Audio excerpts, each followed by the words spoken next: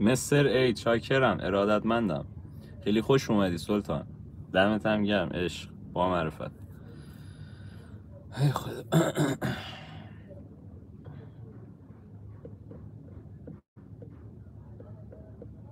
آره اون قسمت گرشاس رو تموم کنیم، فردا بریم سراغ ظهور زرتشت و حالا راجع به اونم توضیحاتی بعد میدم که بعد دیگه حالا میریم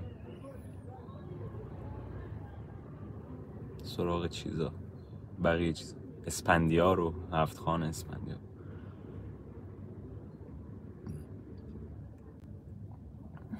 حالا بچه های ذره بیان، بچه ها بیان که بعد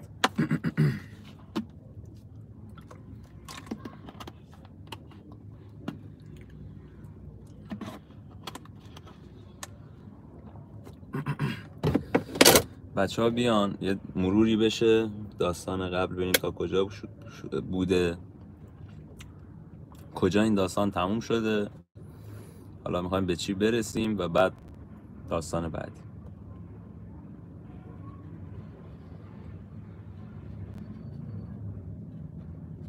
مستر خیلی هم عالیه. اگه دوست داری میتونیم بعد این اون لایو خودمونو یه لایو مشترک بذارم، شما صحبت کنی برای ما.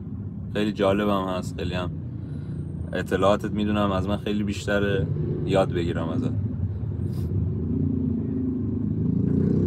اگه خودت دوست داری. حالا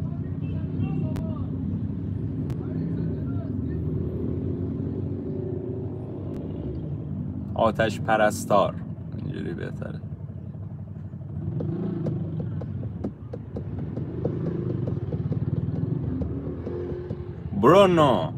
برونو فریرا بونجورنو. آقا پویان سلام، چاکرتم پویان جان، خوبی؟ قلب منی. خب بچه ها ما دیگه 30 نفریم، شروع کنیم. داستان قبل، لایو قبلی از سری داستانهای شاهنامه ما به اینجا رسیدیم که گرشاس، یه دور میخوام اینو مرور کنیم و این داستان گرشاس رو تموم کنیم. حالا دیگه همه موتورهای شهر و عالم میخوام بیان اینجا. میخوام یه مروری کنیم. آره خوبه مستری. حالا اگه خودت اوکی بودی بعد لایو میتونیم، یعنی لایو بعدی میتونم یه مشترک بذارم با هم دیگه استارتش بزنیم. سلام امیلیا. خب ما به اینجا رسیدیم که گرشاس پسر پادشاه ایران طهمورث، اگه اشتباه نکنم چی بود اسمش؟ آره دیگه طهمورث بود. آره پسر پادشاه ایران گرشاس اومده بود توی روم و پادشاه روم یعنی قیصر به دامادی اینو قبول کرده بود ولی دوستش نداشت چون یک دامادی اجباری بود گویا. حالا داستانش رو باید برید ببینید چجوری داماد قیصر روم شد. بعد 2 تا داماد دیگه اومدن به واسطه همین آقای گرشاس تونستن داماد قیصر بشن، دامادهای بعدی قیصر بشن. بعد قیصر یه جشنی گرفت، گرشاس اومد اون 2 تا داماد رو لو داد و گفتش که اینا این اژدهایی که کشتن و اون گرگ شاخداری که کشتن و من کشتم، اینا نکشتن، اینا که اصلا مال این حرفا نیستن، مال این هفته که هیچ، مال هفته‌های دیگه هم نیستن، اینا به درد لاجرز میخورن. تویی که میگی آقا اون من داماد به درد نخورتم، من بودم که این کارا رو کردم. که بعد قیصر متوجه میشه که آقا بله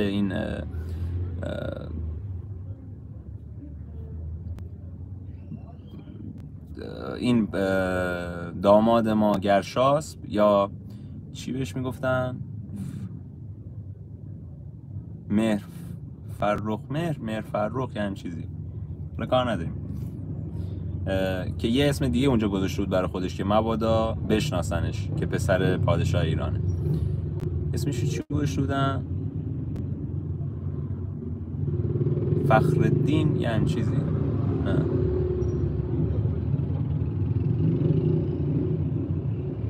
یعنی چیزی، اسمش الان یادم نیست به خدا. دیگه اینو بذارید پای حافظه بعد من. بعد یه جشن خیلی مفصل میگیره، بعد تصمیم میگیره به پادشاه خزر پیام بده، یه پیغامی بفرسته، یه پیکی بفرسته که پادشاه خزر من میخوام بیام باید بهم باج خراج بدی. پادشاه خزر تقریبا میشه نزدیکای روسیه کنونی، میگه تو باید بهم باج خراج بدی وگرنه بهت حمله میکنم و تو رو نابود میکنم. من داماد دارم الان غولم از این صحبت ها. که بعد پادشاه خزر در جواب میگه که پادشاه خزر اسمش الیاس بوده، که الیاس میاد میگه که چی داری میگی؟ حالا بعد متوجه میشین که چرا پادشاه خزر هم یه همین چیزی گفته. پادشاه خزر میاد میگه چی میگی با خودت؟ همین که من بهت حمله نمیکنم، تو بهم باج خراج نمیدی، باید کلاتو بذاری آسمون، زیادم گندگویی کنی من بهت حمله میکنم و اینا. که این که برمیگرده و به قیصر روم میگه، اینا تصمیم میگیرن که حمله کنن. به گرشاس میگن تو حاضری حمله کنی یا نه؟ تا اینجا قضیه رو ما رفته بودیم، از اینجا به بعد میخوایم بهتون بگم. حالا اینم یه مرور ریزی شد که گرشاس اونجا میاد میگه که آقا باشه من حمله میکنم، فقط این دوتا داماد باجن آقای من نباید دور و بر من باشن، اینا رو از من دور کن، چون اینا از من زهر خوردن اینا از من زهر خوردن، کینه دارن، امکان داره منو به چنگ بدن وسط جنگ، پس تو اینا رو از من دور کن. که قیصر میگه اوکی. خودش به همراه پسرش در این صف اول به همراه گرشاس بستن و اون دوتا داماد رو میفرسته ته جریان، ته لشکر به قولی. و اینا لشکر کشی میکنن به سمت پادشاه خزر. بچه‌ها تصویر دارید یا قطع شده؟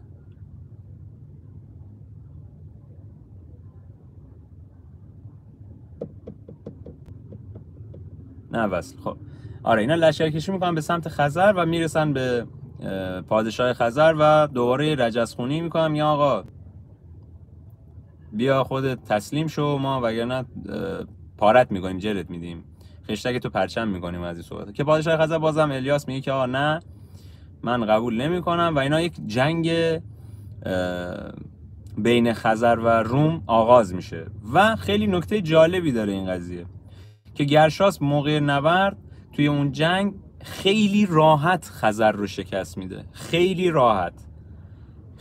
راحت، یعنی اصلا به یه روز نبردم نمیرسه. پادشاه خزر رو تسلیم میکنن و اونا تصمیم میگیرن که زیر مجموعه روم باشن و بهشون باج خراج بدن، یعنی تسلیم روم میشن.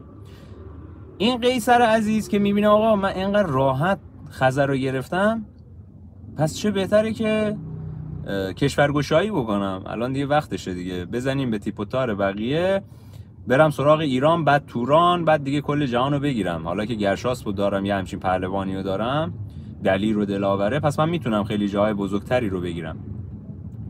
که توی اینا این جنگو پیروز میشن، برمیگردن به کاخ قیصر و اونجا دارن جشن و پایکوبی میکنن که قیصر حالا تو حالت مستی بوده، حالا هر چی بوده، برمیگرد میگه من میخوام به ایران حمله کنم، میخوام خاک ایران رو به توبره ببندم. گرشاس تو پایه هستی، من میخوام برم سراغ ایران، الان باید برم غول این دنیا رو بزنم که بقیه حساب کار دستشون بیاد. که گرشاس اونجا حرفی نمیزنه و میگه آقا پادشاه تویی،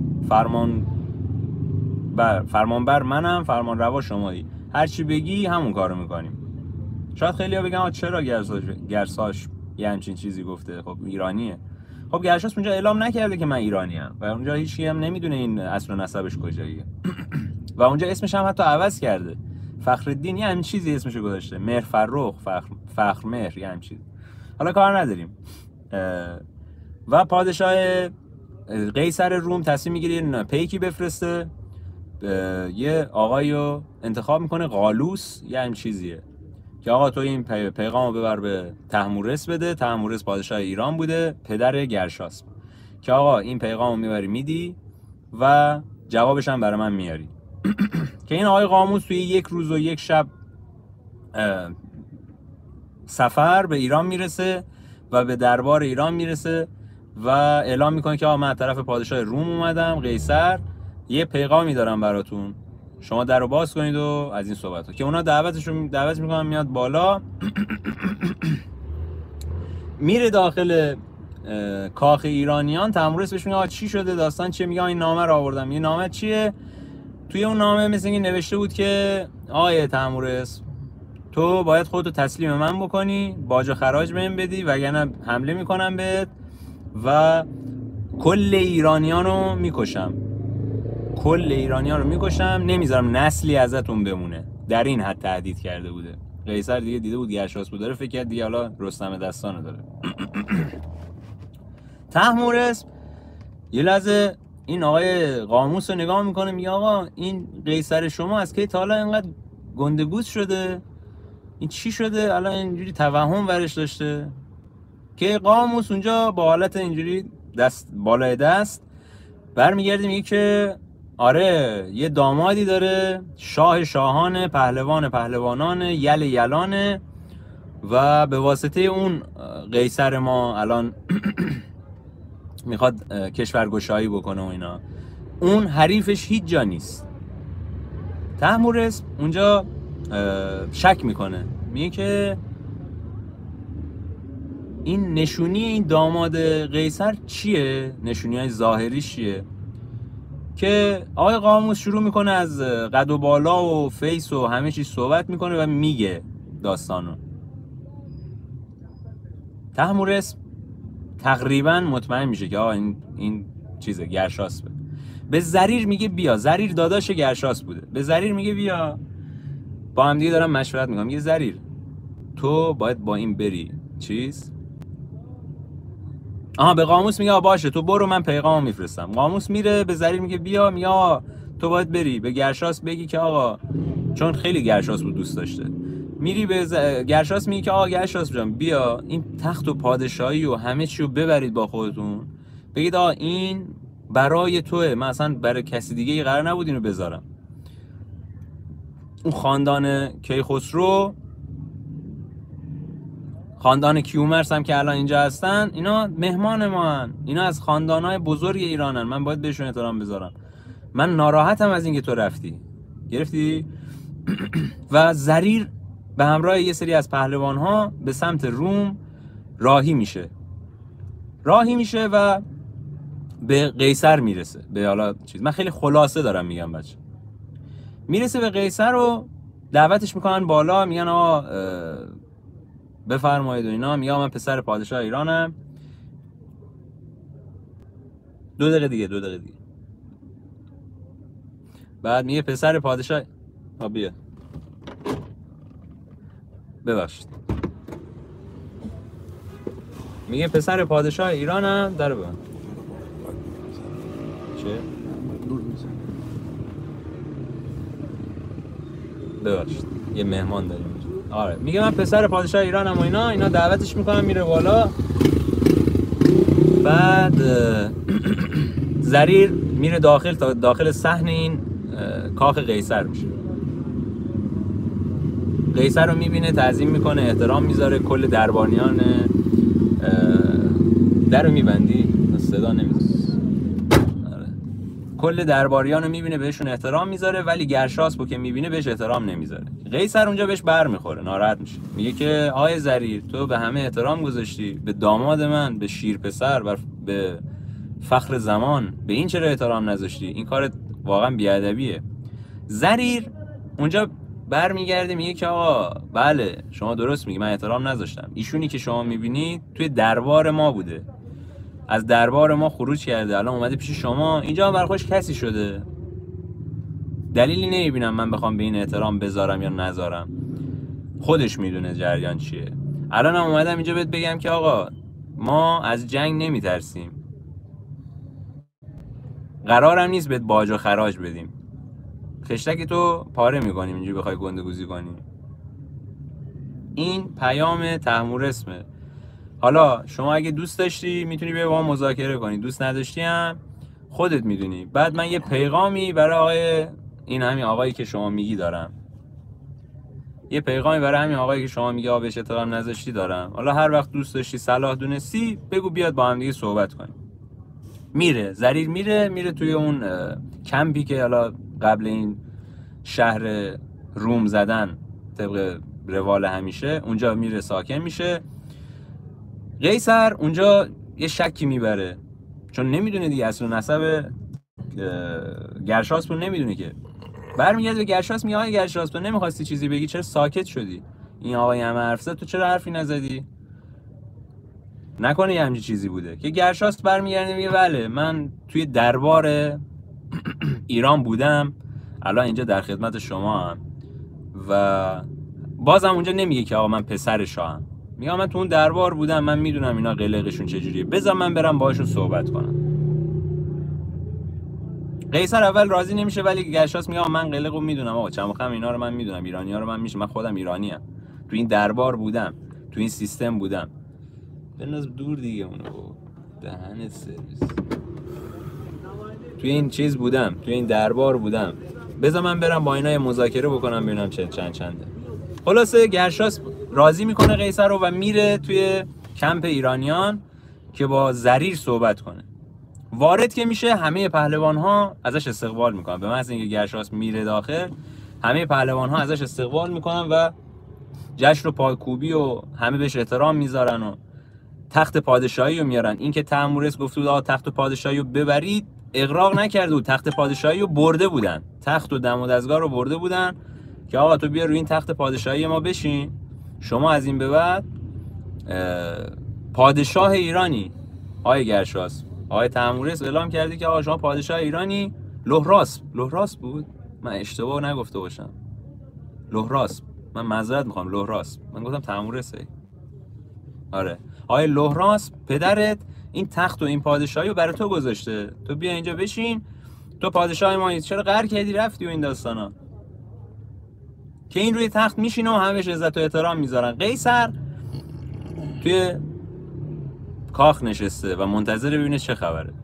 گرشاسب یه پیغامی میفرسته برای قیصر که آقای قیصر بیا، همه چی حل شده، بیا اینجا، اوکی همه چی، بیا با هم دیگه صحبت کنیم، اینا هم اینجا هستن، بیا با هم دیگه صحبت کنیم. قیصر به هوای اینکه آقا دیگه پیروز شدیم و این داستانا میره سراغ گرشاسب، نمیدونه جریان چیه. وارد که میشه میبینه گرشاسب روی تخت پادشاهی نشسته و همه دارن بهش احترام میذارن. اونجا قیصر به خودش میاد، میگه واقعا یه داستانی بوده، این یه کسی بوده که گرشاسب اونجا داستانو میگه آره من پسر شاه بودم و این داستانا، الان من پادشاهم، نگران نباش، قرارم نیست هیچ اتفاقی بیفته، به زن من کتایون بگین بیاد، اون خیلی سختی کشیده توی این مدت، من باید برم ایران و بعد حالا با هم دیگه صحبت میکنیم، نگران هیچی هم نباش، ما با هم دیگه دوست و رفیق و همسایه خواهیم موند. که قیصر اونجا خیلی عزت و احترام میذاره و تبریک میگه. حالا چرا؟ دو تا نکته اینجا هست، یعنی دو تا نکته‌ای که ما ازش رد شدیم. یک، همونطوری که دیدید قیصر تا قبل گرشاسب به خزر حمله نکرد، بعد گرشاسب به خزر حمله کرد و پادشاه خزر الیاس برگشت گفتش که آقا چی میگی، من بهت حمله نمیکنم، دور بر ندار.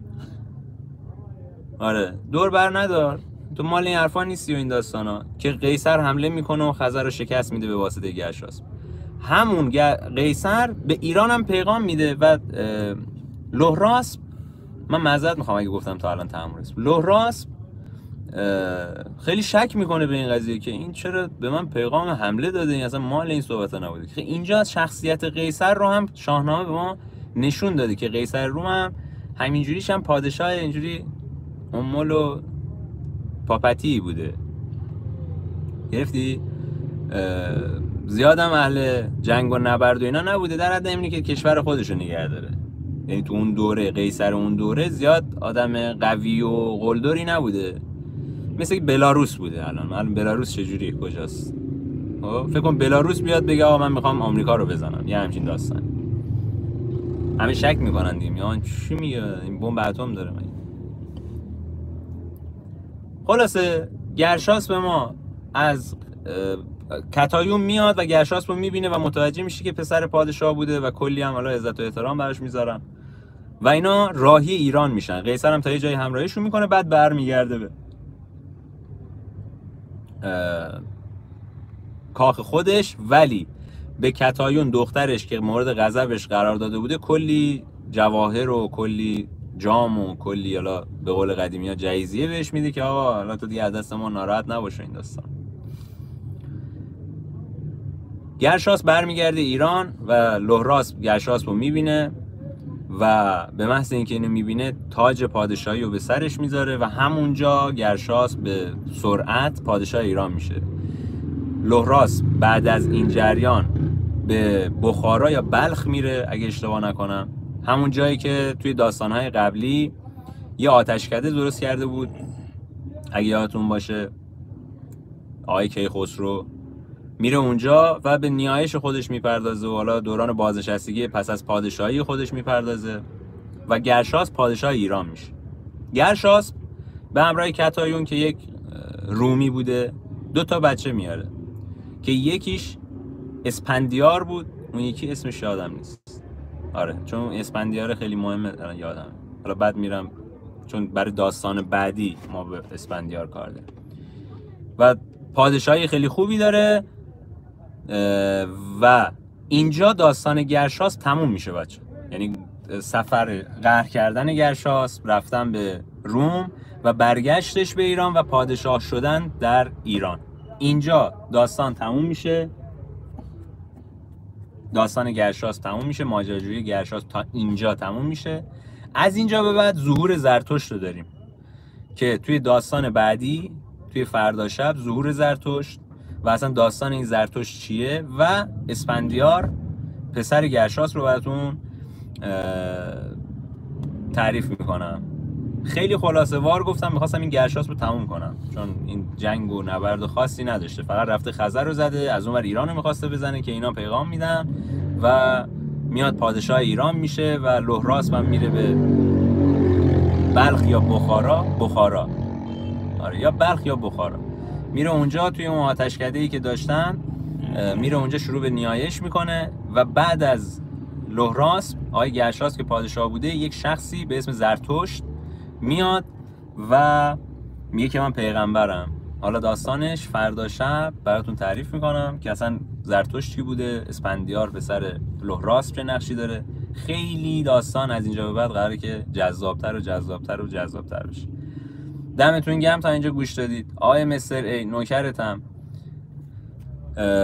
پویان جان آره من تو نیم ساعت این امشب رو تموم کردم که گرشاسپ رو بذارم کنار، چون زرتشت یک بحث سوا و خیلی بیشتر و پیچیده تر داره، باید به اون برسیم و بعدم اسفندیار یا اسپندیار که حالا بهتون میگم چرا اسپندیار.